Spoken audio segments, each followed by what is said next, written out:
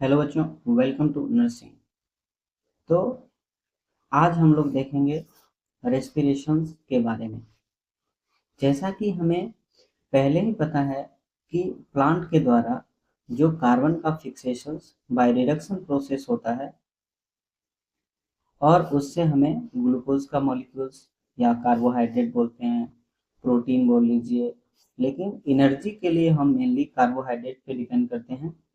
तो कार्बोहाइड्रेट का basic unit जो है वो ग्लूकोज है और उसका उसका ब्रेक डाउन करके हमें क्या करना है, एटीपी रिसीव करना है एनर्जी के फॉर्म में। ठीक है।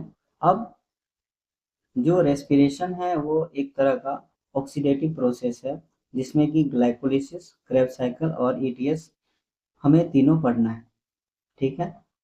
तो ग्लाइकोलिसिस जो होता है वो 10 स्टेप में होता है जिसमें कि एटीपी का यूटिलाइजेशन भी होता है और एटीपी का फॉर्मेशन भी होता है, साथ में एक एनएडीएच का भी फॉर्मेशन होता है।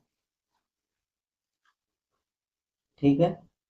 तो सबसे पहले स्टार्ट करते हैं ग्लूकोज के मॉलिक्यूल से, जो कि 6 कार्बन का मॉलिक्यूल है। ठीक है। इसमें मल्टी हाइड्रोक्सी ग्रुप होगा।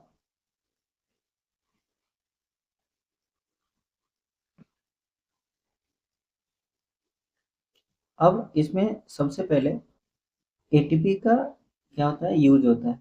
ठीक। और यहाँ पे एक एंजाइम प्रेजेंट होता है, हेक्सोकाइनेज एंजाइम। ठीक है। जिससे ग्लूकोज जो है वो ग्लूकोज 6 फॉस्फेट में बदल जाता है। अब ये ग्लाइकोलाइसिस का प्रोसेस जो है वो साइटोप्लाज्म के अंदर होता है। ठीक। तो फर्स्ट स्टेप में हमने देखा कि ग्लूकोज जो है वो ग्लूकोज 6 फॉस्फेट में बदलता है with the help of hexokinase enzyme and with the help of ATP utilization. अब ग्लूकोज 6 फॉस्फेट जो है वो आइसोमरेज एंजाइम की मदद से फ्रुक्टोज 6 फॉस्फेट में क्या होगा, चेंज करेगा। ओके। और ये सेकेंड स्टेप हो गया हमारा। तो फर्स्ट स्टेप क्या है, ग्लूकोज से glucose 6 phosphate and second step is glucose 6 phosphate से fructose 6 phosphate with the help of isomerase enzyme. Now third step हम देखते हैं, फ्रुक्टोज 6 फॉस्फेट से फ्रुक्टोज 1,6-बिस फॉस्फेट, यानी कि फिर से एक एटीपी का एडिशन, एक फॉस्फेट का एडिशन हुआ जिसमें हमें फिर से एक एटीपी का यूटिलाइजेशन जो है वो करना पड़ेगा। मतलब अभी तक हमने first step and third step में एटीपी का यूटिलाइजेशन देखा है। ठीक है। अब फोर्थ स्टेप की बात करते हैं जिसमें फ्रुक्टोज 1,6-बिस फॉस्फेट जो है जिसमें कि दो फॉस्फेट ग्रुप्स लगे हुए हैं, इससे दो डिविजन्स होंगे। पहला होगा पीजीएल और दूसरा डीएचएपी। पीजीएल फॉस्फोग्लिसरल एल्डिहाइड और डीएचएपी डाइहाइड्रोक्सी एसीटोन फॉस्फेट।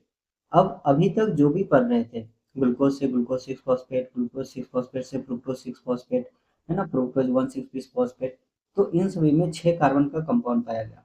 लेकिन फोर्थ स्टेप में जब ये डिवाइड किया गया दो में, तो ये 3-3 कार्बन के हो गए। Phosphoglyceraldehyde and dihydroxyacetone phosphate, ये दोनों क्या होंगे, 3 कार्बन के होंगे। अब ये दोनों क्या है, आपस में इंटर कन्वर्टेबल है, तो यहाँ पर भी एक आइसोमरेज एंजाइम का यूज होगा। तो 5 स्टेप जो है हमने अभी तक कवर किया। सिक्स्थ स्टेप जो है वो यहाँ से सभी के सभी क्या होगा, मल्टीपल में चलेगा, क्योंकि एक 6 कार्बन ग्लूकोज के मॉलिक्यूल से दो पीजीएल का फॉर्मेशन होगा और पीजीएल के बाद जो भी स्टेप होंगे वो 2 से मल्टीप्लाई होंगे। ठीक है।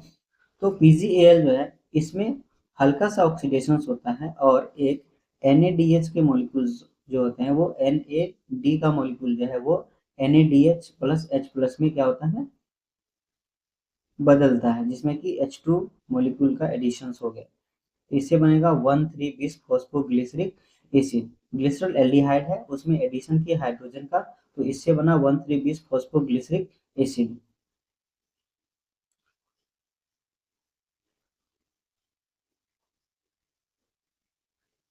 अब इसमें क्या है कि यहाँ से एक एटीपी का फॉर्मेशन होंगे किस स्टेप में, सेवंथ स्टेप में, जिसमें कि 3 फॉस्फोग्लिसरिक एसिड का फॉर्मेशन होगा। अब 3 फॉस्फोग्लिसरिक एसिड्स में फिर से एक आइसोमराइजेशन की प्रोसेस होगी और 8th स्टेप में 3 फॉस्फोग्लिसरिक एसिड से वो बन जाएगा 2 फॉस्फोग्लिसरेट में। फिर पानी का रिमूवल होगा 9th स्टेप में, जिससे बनेगा phosphoenol pyruvate. And last step 10th step में आपको देखना पड़ेगा कि ये फॉस्फोइनोल पाइरुवेट से पाइरुविक एसिड का फॉर्मेशन करेगा, जो कि 3 कार्बन का कंपाउंड है, और यहाँ पर भी एक एटीपी का फॉर्मेशन हो रहा है। हालांकि ये 2 बार होगा एक ग्लूकोज के लिए, तो 2 एटीपी का फॉर्मेशन होगा। इसके बाद हम लोग देखते हैं कि वो कौन कौन से स्टेप्स हैं जो इरिवर्सिबल है, जिसमें कि first step, third step and 10th step. First step क्या था? ग्लूकोज से ग्लूकोज 6 फॉस्फेट का बनना। और थर्ड स्टेप क्या था?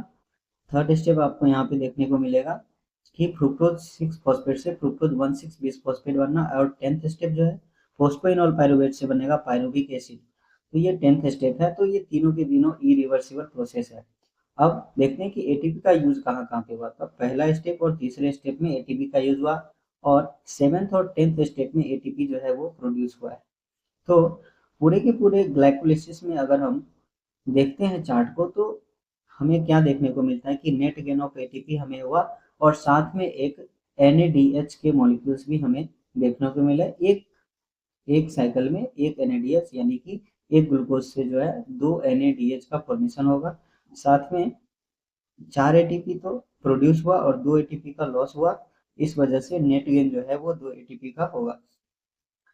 इसके बाद हम लोग अगले क्लास में देखेंगे क्रेब्स साइकिल, जिसमें कि इस NADH का यूटिलाइजेशन जो होगा उससे भी और भी ज़्यादा NADH का फॉर्मेशन किया जाएगा, और ये पायरुविक एसिड जो बना है उसका भी आगे चल के फर्दर ऑक्सीडेशन होंगे, और हमें मोर अमाउंट ऑफ एटीपी जो है वो मिलेगा। तो तब तक के लिए इतना ही, मिलते हैं।